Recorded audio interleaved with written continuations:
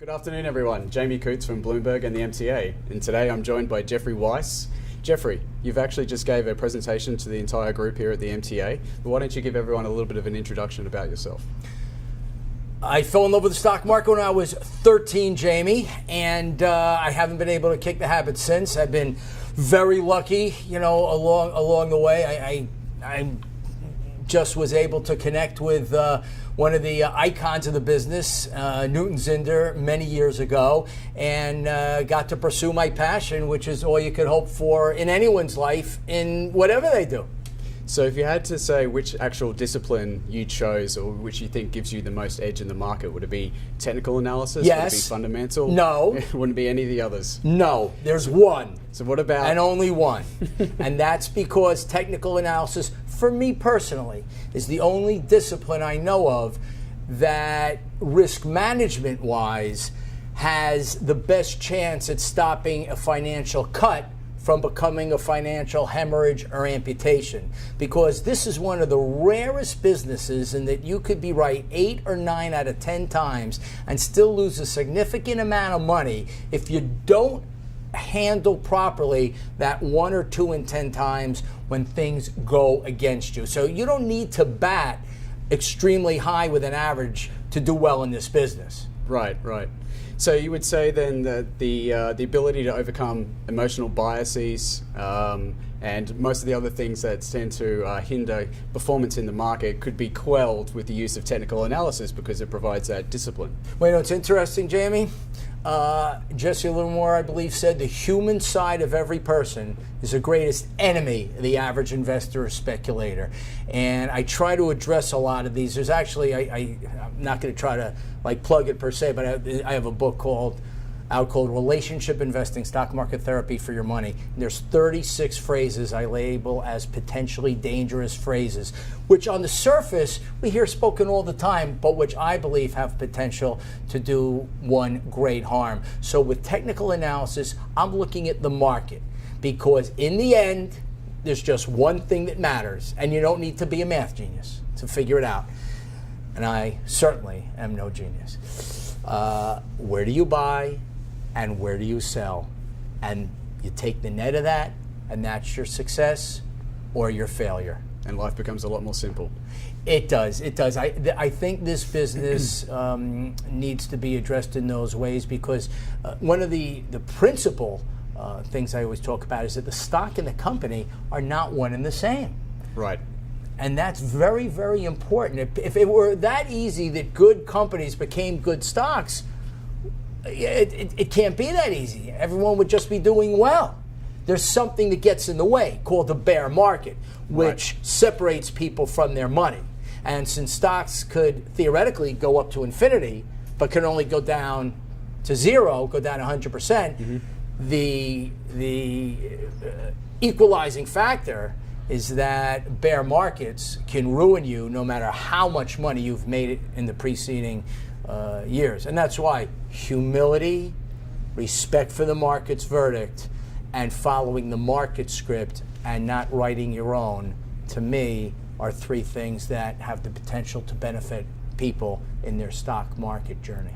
Sage advice, would you say that the people that are listening now, the people that are entering the market perhaps for the first time, or those that have only been exposed to the last 8 years of what has been an extraordinary bull market, finding it hard to accept some of those principles?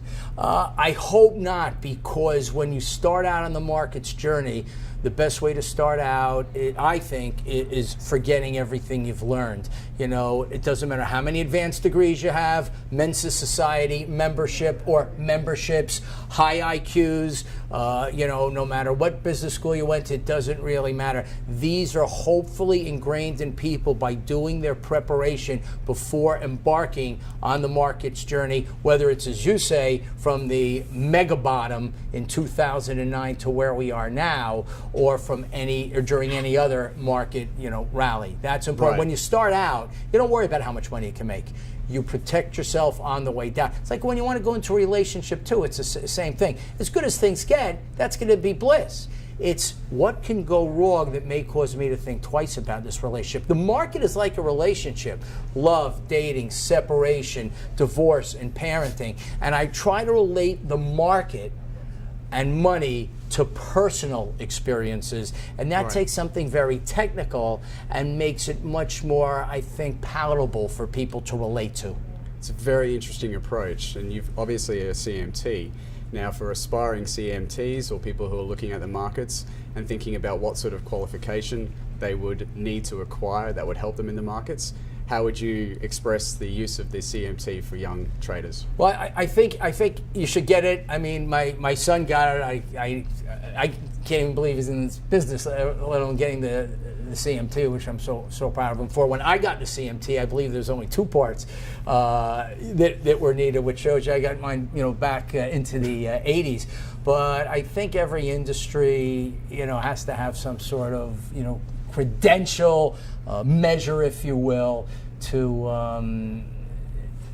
have a designation that you've accomplished something within that field. And I think the CMT is great, just like the other industries have theirs. But to me, because technical analysis is all I use, the CMT is all I would ever want. Obviously just a guide stone, and everyone can take a tangent from that, but a great building block for understanding the markets through a technical lens. Yeah, and now they have such great, study materials and everything like that, and these amazing tools that they didn't have. I mean, I still do some of my charts by hand, and I fill in numbers just so I could be close to it. Yeah. It's you want to be close to what you're doing. And I said when I was doing my speech, it's like, do you want to date a mannequin, or do you want to date a person who may be able to be your husband or wife?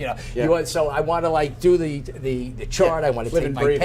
I live and breathe it, and that's one of the things that then I can transpose it onto my Excel spreadsheet, and I use Bloomberg to do all my charts, which is to me second to none for most applications. Even though here there's some unbelievable chart packages that your presenters have developed and all. Yeah. But I use pretty simple stuff. I'm a very simple person. Right. I don't use a lot of the very advanced stuff, but I try to look at things in a different way, and I go back many years. I don't see enough people, but also especially people getting just involved in the business, going back far enough to look at the monthly and the quarterly closing and some of these other patterns that develop over long periods of time. Because if you build that big foundation and you get one of those stocks that goes, boy does it go. Right, the outsized winner. Well, and one of those winners pays for a heck of a lot of losses. Well, look, Jeffrey, thank you very much for your time. We really appreciate it. I'm Jamie Coots from the MTA.